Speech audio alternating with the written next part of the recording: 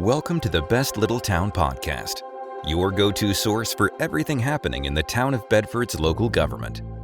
Whether it's new initiatives or important decisions shaping our town's future, you'll hear it right here. This podcast is dedicated to keeping our residents informed and engaged. Good morning. It is Wednesday, April 9th, 2025. My name is Bart Warner. I have the privilege of serving as the town manager of Bedford, and I want to welcome you to this edition of the Best Little Town Podcast, designed to give citizens, businesses, and other interested parties a deeper dive into the activities of town council. We get together in this format the day after council when they meet to cover the action that they've taken and also to provide a little bit more background information. And let's get right to it. Last night, council spent quite a bit of time working on several things. Prior to the regular meeting, there was a work session dealing with the fiscal year 25-26 proposed budget. That will be presented at our next meeting, which will be April 22nd at 7 o'clock p.m. But kind of give you all some of the background there. There were a few items that we needed to follow up on, that we needed to tweak before presenting the budget publicly. The way we conduct our business is by separate funds. The general fund is the primarily tax-supported activities. Those are things like police, planning, administrative items that are not covered by fees that cover their cost other than taxes. They're the typical government related activities, and that's the way they're identified each year in the audit. Good news, we think it's good news, is we have balanced the budget in the general fund without a tax increase this year. We're going to have the same rates for real estate and personal property that we have in the current year. That's also covered in the meeting agenda, which we'll talk about a bit later. We're also able to deal with some strategic planning things. A little bit of background. The town was a city once upon a time. I know there are some new folks who aren't familiar with that process, but we were a city up until 2013, and we negotiated to change our status to that of a town. If you're really interested in talking more about what that means, I'll be happy to do that personally, because I'm kind of a government nerd and it's my job. But the outcome of that is several things. We gave up certain functions that were duplicated by both the city and the county. We also negotiated several services, which I'll talk about a little bit later, that the former city provided that either were taken over by the county or that were negotiated in some way, shape, or form. One of the things that was an outcome of the reversion was the fact that, based on the way the state allocates money for schools, it was beneficial to Bedford County in that they were able to use the funding matrix for the old city that actually resulted in more state aid for a period of 15 years. And they were generous enough to share some of that windfall for 15 years with the town, which means that both the county and the town receive some additional revenues from 2013 to 2028 that we otherwise would not receive. For our purposes, that amounts to a payment of $750,000 each year. We've received that beginning in 2013, and it goes away in 2028.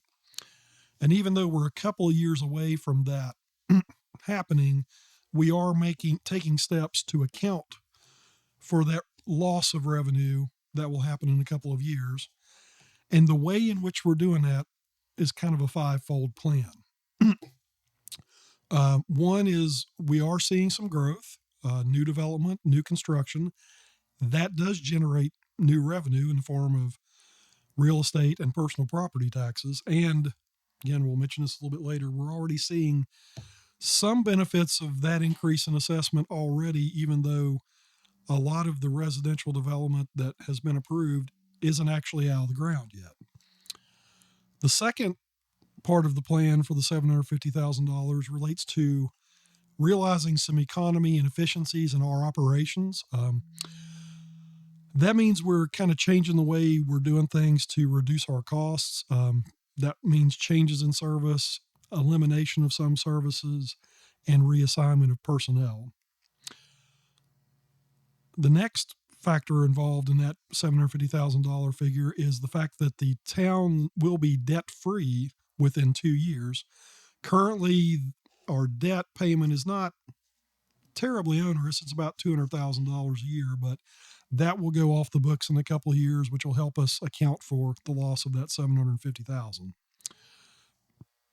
The other aspect that we are looking at to try to recover that cost is we have reapplied our business professional license tax. That is a tax that is basically charged on businesses within limits of cities and towns primarily. We did away with that tax in 2013, and based on the need to address this shortfall that will be coming up in a few years and questions about the relative benefit of that tax holiday, we have been slowly re-implementing that. So a couple of years ago, we brought the tax back on large businesses, primarily those with $3 million or more in gross assets or gross sales. Last year, and we just implemented this, we expanded that a little bit more to capture more businesses. Those would be $2 million and above. In the current year budget, we're talking about expanding that fully to businesses with receipts of $250,000 and above. One thing I want folks to keep in mind is it is expanding the tax burden on our businesses. However, the rates that we charge are actually lower than our neighboring jurisdictions. And frankly, these are taxes that most of the cities and towns around us, actually all the cities and towns around us, and the counties who are eligible to do so have been charging. The average rate that those localities charge is 20 cents per $100 of gross sales. Our rate is 10 cents. So even though we are expanding the reach of our taxes, we are doing so at a relatively lower rate. And we also, again, are doing that for purposes of getting ahead of this loss of revenue rather than deal with it later. The other source of funding we have to offset that loss of revenue is prior year reserves. We have a cash management policy that we follow that says we try to maintain at least 25% of our total general fund expenditure level in our reserves, which can be viewed as kind of a rainy day fund, if you will. Since our general fund typically amounts to about $10 million a year, that figure that we absolutely have to meet is $2.5 million. As of today, we have $4.3 million in the bank. So again, those are reserves to guard against emergencies or catastrophic events that we hope don't happen anyway, but also to help us leverage against things like losses of revenue. So our goal is to use an approach of all 5 of these strategies to deal with this $750,000 loss that's looming. Based on our projections, if we can follow through with this year's budget proposal, we will be in good shape and will be fairly balanced, all things considered, through 2029. And at that point, if we did nothing else, we would start to see a deficit accumulating again, which we would then be positioned to address. So you might hear a little bit about the B poll tax, as it's called. That is being expanded, but it is being done in a way that is a lower rate than what's around us. And we do regret having to assess any form of tax collection, to be perfectly honest. But in this case, the justification is we don't want to be caught later and have to then foist a burden on the taxpayers in a couple of years when we know it's coming and we can get ahead of it. We also talked quite a bit about our electric fund. We operate our own electric system here in town, and that is done on kind of a business-like basis. It is an enterprise fund, which means that it is wholly supported by charges for service. And so it's run like a business, and we have the same challenges and concerns as all electricity providers currently. It's a difficult time, as we've talked about before.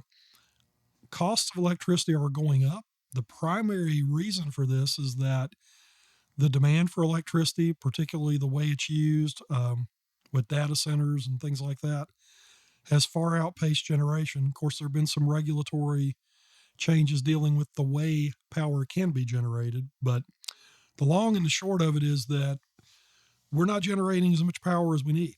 And so that is increasing costs.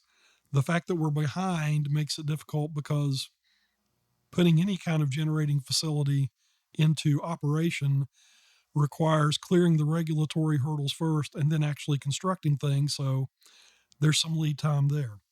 I say all that to explain that we are facing an increased cost in our electric budget as of July 1st of $2 million that relates directly to this cost. In our budget, this is identified as a capacity cost. It is charged to us by the agency that regulates the grid itself. PJM is the operation that oversees connectivity, makes sure that the lines are appropriate and functioning, makes sure that investment is happening appropriately. And in this case, since there's been a lack of generation, all electric providers within the PJM system are being assessed essentially a penalty for not keeping up.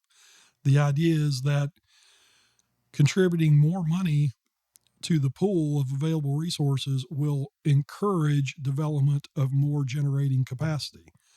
In the short run, it means that the businesses that are actually generating power will probably get a little bit richer in the short term because the value of what they have is going up as a simple matter of economics. The town of Bedford does purchase most of its power from other sources. However, we do generate power in the form of our Snowden hydroelectric plant, a solar generation facility that we have franchised here within town. And we also have ownership rights to facilities in Ohio and Illinois that are natural gas based. We also purchase wind power from a wind farm in Pennsylvania. So the fact that we are leveraged somewhat means that as bad as that $2 million charge is, it could be worse if we hadn't planned ahead to reduce some of that cost. Alice Wolf from the Blue Ridge Power Agency addressed that issue last month at one of our council meetings, and I would encourage you to go back and look at the YouTube records of the video of that meeting or the minutes of the meeting to get more details there. That's the most significant challenge that's facing us with the electric fund this year. The budget we are proposing involves a proposal for the town to absorb half of that cost. Again, it's $2 million. In addition to the general fund having a cash reserve policy, the electric fund also has a reserve policy. The requirement there is about $5 million. As of today, we have about $9 million in the bank. So the proposal before council is for us to use $1 million of that reserve to offset the cost, but then to pass along the other half to the customers, which will be reflected in your bills, unfortunately. Also, we talked about our solid waste fund, which has been a separate fund for years, although we are looking to bring that back more into the general fund as a government activity. We talked last time about our commercial solid waste collection service and the fact that we are behind in recovering those costs. The nature of solid waste collection is twofold. First, there is the collection phase, which we see as customers when we put our rollout containers at the curb and the workers come and take the trash away. Once it's on that truck, it then has to be taken somewhere else. In our case, for residential trash, all of that trash goes to the Bedford County landfill. And based on our reversion agreement, that is done at no cost whatsoever to the town. So the $25 a month charge that you see on your utility bill for residential services does pretty well capture our costs there, mainly because we don't have a disposal fee. However, on the commercial side, and that's anything that's not residential, by the way, we charge a fee for collection that is supposed to cover all of the costs. However, whereas we have no cost for disposal on the residential side, we do have a cost on the commercial side that's in the form of a transfer station where we collect all of the non-residential trash and then have to take it somewhere else. We do have to pay to dispose of that. Currently, based on the rates that we are charged, it's more cost effective for us to take that all the way to Pittsylvania County to their landfill. That works because we have an agreement with another hauler who commingles their commercial with our commercial trash at the transfer station, and they haul it to Pennsylvania for free. So that has a value of about $180,000 that we've been able to avoid. However, the cost of maintaining the transfer station itself, all things considered, represents an annual cost of about $400,000. That is borne by about 190 commercial accounts. And when you do the math related to all that, it means that the average cost for our commercial customers far exceeds the revenue that we are collecting. Based on that factor, as well as the fact that we are aware of private haulers that can provide the exact same service, the recommendation is for the town to discontinue commercial trash collection services.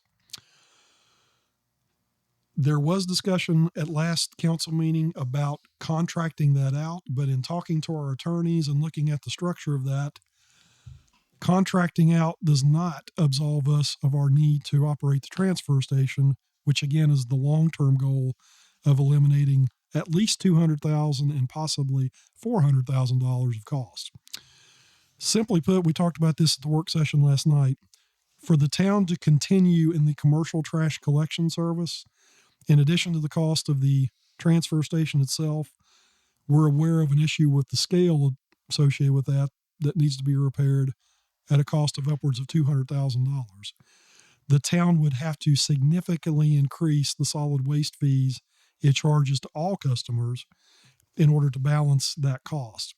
Consequently, it was a consensus of council to proceed with simply withdrawing from the commercial collection business. That was also on the advice of our town attorney.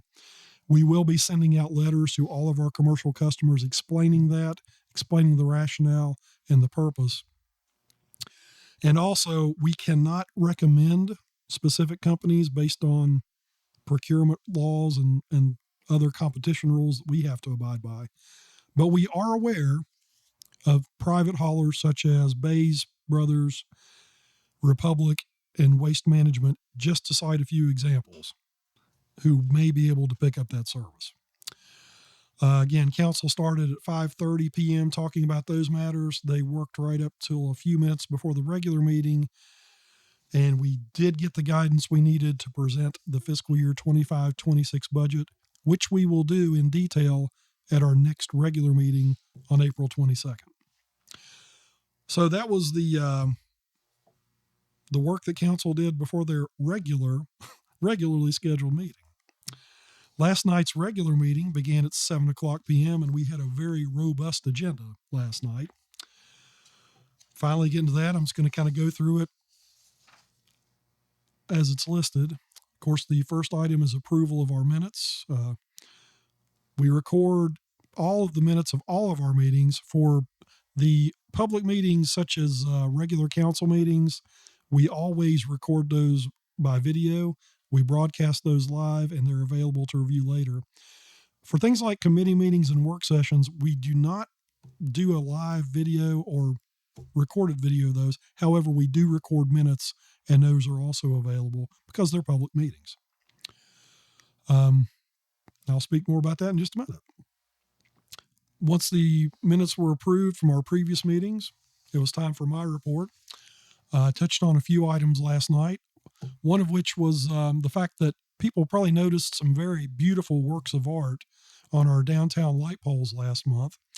That was in conjunction with Youth Art Month, which takes place every year in March through a national arts program. The banners that were displayed on the light poles downtown were original works of art created by students within the Bedford County Public School System, and that is in a program coordinated by Ms. Leslie Overstreet Bowyer. I was remiss in not mentioning that last month, but we want to extend thanks to Mrs. Bowyer and all the students who produced such such wonderful displays that really brightened up the downtown during the month of March. Also want to thank my colleagues in the Public Works Department who actually did the work to install those displays and also took them down at the end of the month. I also began last night by mentioning that Shannon Walker, our captain with our police department, has been serving as the interim chief while we conducted the hiring process to bring a new chief permanently on board. And that was kind of a segue to announce the fact that we do have a new police chief, Mr. Jim Moore, who was sworn in on Monday. He's on the job. He's well qualified. He's hit the ground running, and we are very grateful to have him as a member of our leadership team. He was present at the meeting last night and stood up, and we were able to introduce him personally. Would encourage you to get to know Chief Moore. He's excited to be here and wants to do good things for the community. And something that's kind of been an echo of things at every meeting, council recognizes the people who make an effort to physically attend the meetings. That is very appreciated and also very important because oftentimes there are a lot of questions about what your town government's doing. This podcast is an effort to address that, but the single best way to get information about official town action is to attend the meetings or to monitor them as they occur. Any action taken by council has to be basically executed at the regular meetings. There are very rare, matter of fact, I can't really think of any exceptions to that. So if you ever have a question about town policy or something that you hear might be going on, it's been discussed and vetted at a council meeting, and we can probably direct you to the resources to find that. Again, if you can't make it in person, you can watch them live on live stream through YouTube. Just go to youtube.com, search Town of Bedford, Virginia. If you can't do it live, they're also archived on that website, and they're all available. So again, I know last month Alice Wolf joined us, and I referenced that. So would encourage you to go back and get more information if you're not familiar with the basics of this $2 million charge that I just mentioned. Beyond that, we keep written minutes of all meetings, and those are also available online at our website, www.bedfordva.gov. Click on Government and then Agendas and Minutes, and you'll see a list of several meetings, including the Planning Commission, Housing Redevelopment Authority, and Town Council, and you can access those, which are indexed by year. And of course, in addition, I host this podcast each Wednesday. If you are not listening live, it can be accessed online at mediasquatch.com. In the main menu, just click on Local Podcasts and then Best Little Town. I mention that because, again, it's very important to us to do our best to make people aware of what's happening because it does have impact, and we're sensitive to that. And also, we appreciate the fact that we don't have all the answers, and we appreciate the input of folks who share their good ideas with us and provide guidance. Oftentimes in the dialogue that results, we may have to come to conclusions that do not satisfy everybody or may contain information that's difficult to hear, but that makes it even more important to be open and transparent so as to avoid misunderstandings. Moving on to the rest of the agenda, we had a couple of appearances before council. Reverend David Whitehurst, who is a citizen and also pastor of a church, spoke to council and thanked them very much for their service, referenced a word of scripture from Proverbs related to public service, and also offered prayer on behalf of the town council and its staff. Jen Cohn of 3677 Forest Road also spoke to council. She identified herself as a farmer's market volunteer and also operator of a local nursery business in town. She mentioned that April is Autism Awareness Month, and there will be a formal event recognizing that this Saturday morning at the farmer's market.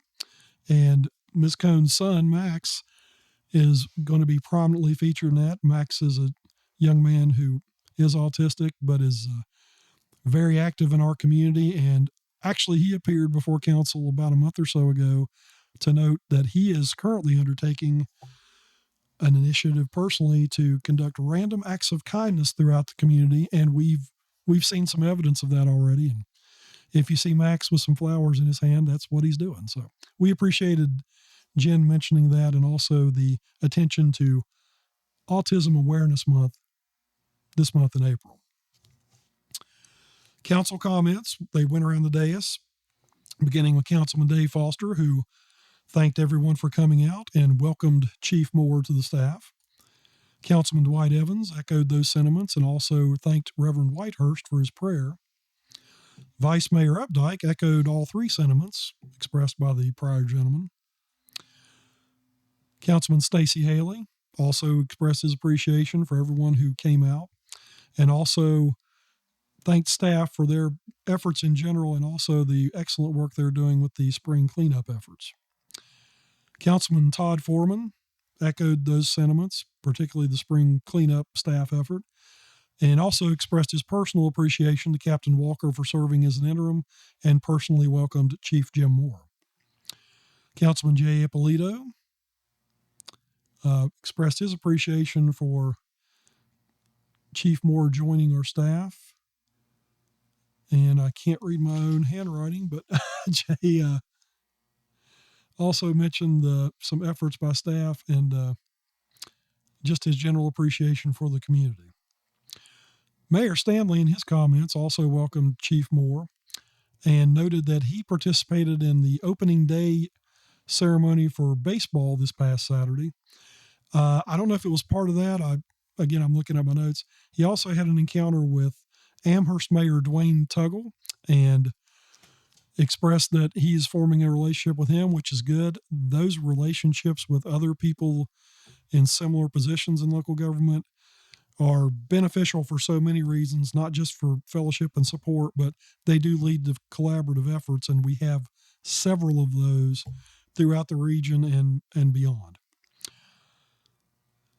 Mayor Stanley also recognized Stacey Haley for being elected to a leadership position in the local Elks Lodge. Mr. Haley was recently elected exalted ruler of the Elks Lodge, and we appreciate his involvement in the community and his leadership there. There were no revisions to the agenda, so we moved into public hearings, which we had several. The first public hearing dealt with the proposed tax rates for the upcoming fiscal years. That relates to the real estate tax rate of 28 cents per $100 of assessed valuation and the personal property tax rate of not more than $1.06 per $100 assessed valuation. Also, we have a machinery and tools tax, but we set that at a rate of 1/1,000,000th of a cent. There's some discussion about that later, which we'll get to, but all of these tax rates are consistent with the current year. There are no increases proposed there, and there were no comments during this particular public hearing. The next public hearings dealt with a proposed development adjacent to the Governor's Hill area in the southwestern quadrant of town. There were three separate hearings. The first dealt with a zoning amendment with proffers from low-density residential to high-density residential for single-family detached and townhouse development uses on smaller lots. That primarily dealt with the proposal to construct up to 149 single-family homes and 97 townhomes on the area adjacent between the Governor's Hill development and Burks Hill Road. There were several people who spoke as part of that public hearing. It began with a presentation from Mr. Jamie White, who represents the developer. He provided some details regarding the proposed mix of single-family and townhome uses that the builder is looking to construct. The next speaker was Cindy Watson, who had submitted a letter in addition to her comments. Her concerns related primarily to making sure that a new connection to this neighborhood is actually executed. Previous proposals had all of the traffic passing back through the Governor's Hill neighborhood. The latest proposal features a new entrance and a connection to Burks Hill Road. She also shared concerns about the proposed office and model home associated with this new development and its location. Expressed concerns about increased traffic in general, and make no mistake, as we do grow and welcome new neighbors, we will see increased traffic on our streets. Just want people to be aware of that. It's not something that is really debatable. You have more folks, more cars, and the same streets, we're going to see more congestion. She also noted the fact that the developers are proposing to grant some additional property to adjacent developers as part of their proposal, and also addressed some runoff concerns that were present in previous phases of Governor's Hill, and to make sure that those did not happen this time around as well. Next speaker was Dale Brunig of 1247 Emerald Crest Drive. He noted his opposition to higher density residential development. He did appreciate the addition of a second point of access, but he wanted to make sure that the contracts for purchase of those properties were completed and verified. The next speaker was Ms. Rhonda Miles of 1251 Emerald Crest Drive. She also noted she appreciated the addition of a second entrance onto Burks Hill Road. She did express concern about existing roads being torn up as part of construction of the proposed new facility, and would like to see some traffic studies done on the impact of that. Also, she expressed concern about impact on water and sewer systems, and expressed her view that she would prefer to see manufacturing and business growth in the community rather than high-density residential growth. The final speaker at this public hearing was Mark Rodinas of 1089 Moneta Road. He understood that progress is necessary. He noted that the second entrance, other than traveling back through Governor's Hill, would impact his property directly as he is adjacent to it. He noted that he has spoken with the developer, who has expressed willingness to accommodate his concerns, but mainly he wanted to make sure that, given that this is likely to be a long-term construction process, that they could minimize the impact on all adjacent owners as that takes place. The next public hearing on the agenda related to a conditional use permit for a sales office and model home with parking that would be associated with the overall proposed development. Mr. Jamie White, on behalf of the developer, again gave background information about this specific aspect and this separate conditional use request. Cindy Watson spoke as part of this public hearing and noted that her additional comments that she had made previously probably indicated a need for the developer to consider forming a homeowners association for this new development if it were approved, and asked for that to be taken under consideration. Rhonda Miles also spoke as part of this public hearing, expressed her concern about impact on Burks Hill Road traffic, and asked for consideration to be given to traffic control measures such as stoplights and or turning lanes. The next public hearing related to a lot located on Burks Hill Road that is being purchased to provide access for this overall project, and also includes the proposal for townhouse development within this district. Mr. Jamie White presented information about this particular parcel and the plans there on behalf of the developer again. Mr. Dale Brunig also spoke as part of this public hearing and noted his opposition to high-density development of the type proposed for this lot, and stated his preference that we keep single-family, lower-density development instead. Those public hearings concluded. We did then have two additional public hearings for conditional use request permits from Philip and Barbara Raintree, who are requesting homestay uses on properties they own at 926 Lake Drive and also 1135 Lakeview Lane. Those were taken up separately. In both cases, Mr. and Mrs. Raintree presented background information about each property and their plans. There were no other speakers at either public hearing. And with that, that portion of the agenda was complete, and we moved on to new business. The first item being an ordinance adopting tax rates for fiscal year 25-26. Again, we're not proposing to increase our rates at all from what they are this year in terms of real estate.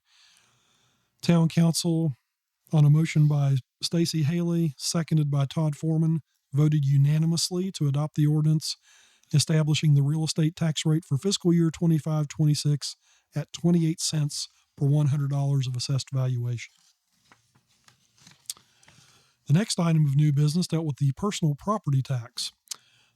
This is a separate tax that's authorized by the Code of Virginia that, as the name implies, relates to certain things like tangible personal property, such as vehicles, things of that nature, with the exception of certain household goods and certain things related primarily to agricultural uses that are defined within the state code. Also, the things that are outside of that, including machinery and tools and certain waivers that are applied to veterans, are taxed at a rate that is so minimal that it is practically zero. Also, we note that we do write off certain things for veterans and certain things related to vehicles. Council ultimately adopted the ordinance establishing the personal property tax rate for calendar year 2025 at the same rates as we currently charge. That was a motion made by Councilman Dave Foster, seconded by Councilman Dwight Evans. Vice Mayor Darrell Updike did note the machinery and tools tax and the fact that it is set at a rate of 1/1,000,000th of a cent per $100. That goes back to the town's reversion from city status. The machinery and tools tax is a tax that the town would still be authorized to collect. However, at the time of reversion, it was determined that the county also collects this tax, and there's a lot of questions and concerns about perceptions of double taxation. So going back to 2013, they set the tax rate at a very minimal rate that frankly does not collect any revenue. But they did that so in case the town ever needed to revisit that issue as part of its revenue requirements, we could do so rather than getting rid of the tax entirely. And that was part of the discussion that took place, raised by Vice Mayor Updike, and I think everybody appreciated that clarification. The next item of new business relates to personal property tax relief. This goes back to 1998 when the General Assembly adopted a policy that was geared toward eliminating the car tax, the personal property tax on personal use motor vehicles. That was espoused by a certain candidate for governor who was ultimately successful. But by 2004, the General Assembly revised that philosophy and capped the contribution from the Commonwealth to localities for reimbursement for personal property taxes. Basically, the state provides $280,000 to the town to offset personal property tax. This is primarily on vehicles. The town applies that by waiving the tax on the first $20,000 of assessed value for vehicles. So basically, the $1.06 per hundred only applies on the portion of your vehicle that is above $20,000. So if you own a vehicle that is assessed at less than $20,000, you do not receive a bill, or you receive a bill indicating that no tax is due. Council adopted the resolution to apply this tax relief in the manner stated. Again, the state provides $280,000 of relief. That motion was made by Councilman Todd Foreman and seconded by Councilman Stacey Haley. Councilman Dave Foster made a point to clarify that the state provides $280,000 to provide tax relief, but based on the town's policy of not taxing the first $20,000 in value, that the town also essentially chips in over $200,000 itself to offset that tax rate. So again, nobody enjoys paying taxes, but it was important for Mr. Foster to raise the point that the town is doing its best to keep those at a low rate and also to provide appropriate relief when and where it can. The next item of new business related to some electric capital expenditures.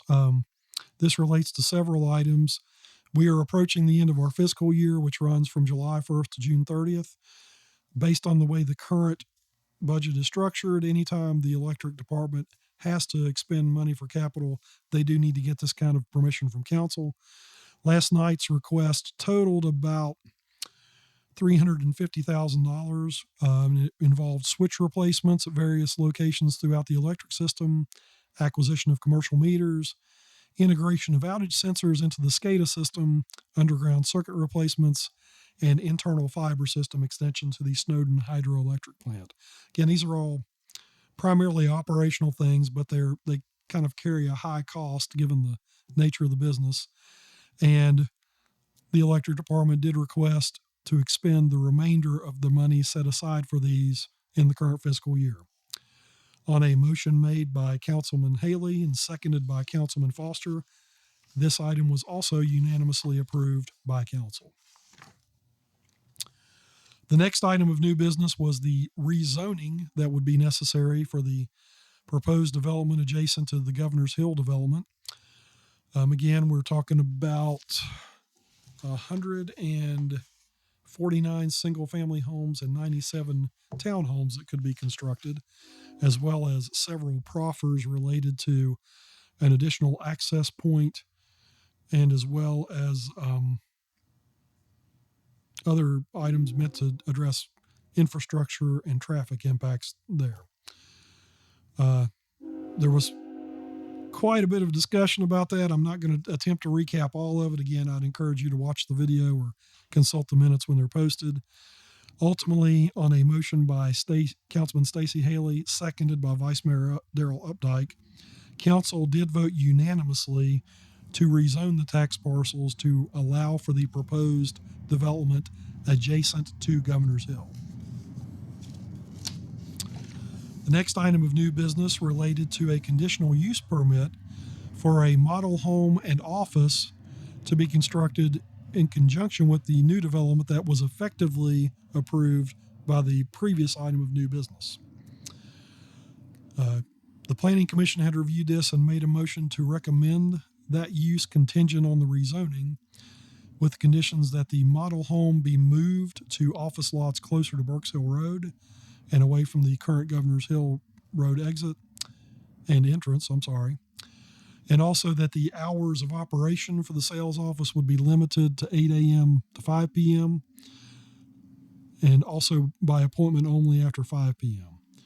On a motion by Councilman Foreman, seconded by Councilman Haley, council did vote unanimously to adopt the resolution authorizing the permit for the model home and office for the new development, with the changes recommended by the Planning Commission as well.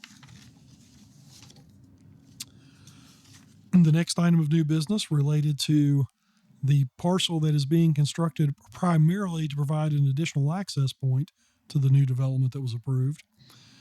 The Planning Commission had reviewed that and added only one condition, which was that the property transfer that will be necessary for the developer to obtain this access point and also to construct townhomes on it actually be executed before townhomes are built. On a motion by Vice Mayor Updike, seconded by Councilman Haley, they did add that condition to the approval of the proposal to construct townhomes on this particular parcel, but also said that no construction could occur until the property were actually transferred to ownership of the developers. So to summarize those last three items, the large vacant acreage adjacent to the Governor's Hill development has been the subject of a lot of discussion over the past couple of years. There have been a couple of proposals brought before council that were actually turned down. Last night, council did approve a development plan for that acreage that could include up to 149 single-family homes as well as 97 townhomes. Doing the math, that's almost 250 units total, which means as these things are built and occupied, we will likely be welcoming approximately 500 new residents to the community. Again, it's a pretty significant undertaking, and it's something that has been thoroughly vetted and deliberately discussed over the years. So last night's vote was pretty significant, and for more details, I would certainly encourage you again to revisit the official records of the meeting, both in written and video form. The last two items of new business related to the homestay use requested by Mr. and Mrs. Raintree at their properties at 926 Lake Drive and 1135 Lakeview Lane. Council, on a motion by Jay Ippolito and seconded by Todd Foreman, approved the conditional use permit for the homestay at 926 Lake Drive. And then on a motion by Councilman Evans, seconded by Vice Mayor Updike, they also approved the conditional use permit for the homestay at 1135 Lakeview Lane. That concluded the regular portion of the council meeting. With that business accomplished at about 9 o'clock p.m., which is a little bit later than usual for us, Mayor Stanley adjourned the meeting until 5:30 p.m. on April 22nd for a council work session. That work session will be dealing with some town-owned properties and council's discussion of their priorities for the use of those properties or, other intended activities related to that. One of the things that council's doing with these work sessions is we've developed a list of particular areas of focus, including parks, town-owned properties, center town concerns, and a lot of other things that we're meeting on separately throughout the year, with the idea that in October or thereabouts, council is going to get together and take all these and digest them in the form of a strategic plan.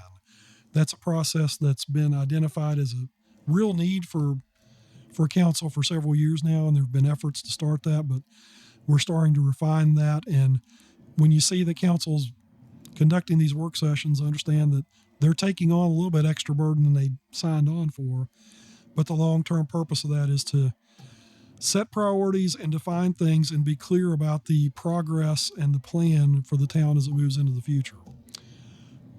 All these things from a staff perspective, I will say we appreciate greatly, because while in my case I have fairly endless responsibility, most of the authority I derive comes from council. So I appreciate it when they provide the specific direction, and we do our best to give them all the information they need to make decisions. So until next time when I join you, which should be here in a couple of weeks, I hope everyone is enjoying the beauty of spring. Look forward to enjoying the consistent temperatures of that, hopefully very soon. And as always, if you have any questions, concerns, suggestions, comments, anything at all on your mind, please feel free to contact us at Town Hall.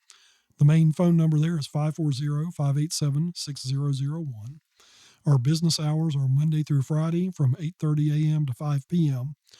Our treasurer's office does close at 4:30 p.m. on regular business days, so they can conduct the close of their daily transaction in their business, mainly in balancing the business that occurs over the day. Of course, my name is Bart Warner. I'm very privileged and grateful to serve as your town manager. You can reach me at 540-587-6001, or you can email me directly at bwarner@bedfordva.gov. There are a lot of changes happening in our community. We know there are a lot of opinions about that. We're happy to hear those, but all in all, we are moving forward and we are developing plans and clear trajectories to handle growth in a way that we hope is reasonable and in a way that does not overwhelm us. I will say, from a financial perspective, we're on solid ground, and as we talked to council last night during the budget work session, the good news is we're in a position where we have several options to consider, and we're not stuck with having to just simply take what comes our way. So that's involved a lot of effort by this and previous councils and also staff. And I just want to say thank you to them for their hard work, dedication, and consideration, and also to you, the citizens, who are patient with us and do have to bear the brunt of the decisions made. So it's very important for us to make sure you're well informed and that we get your input. We would caution that we can't please everybody in every case, but we will do our best to explain the rationale for the decisions that have that nature to them. Again, I thank you very much for your time and attention to this episode, and we'll be happy to hear from you anytime. And until next time I join you in this format, I wish everyone good health and good fortune.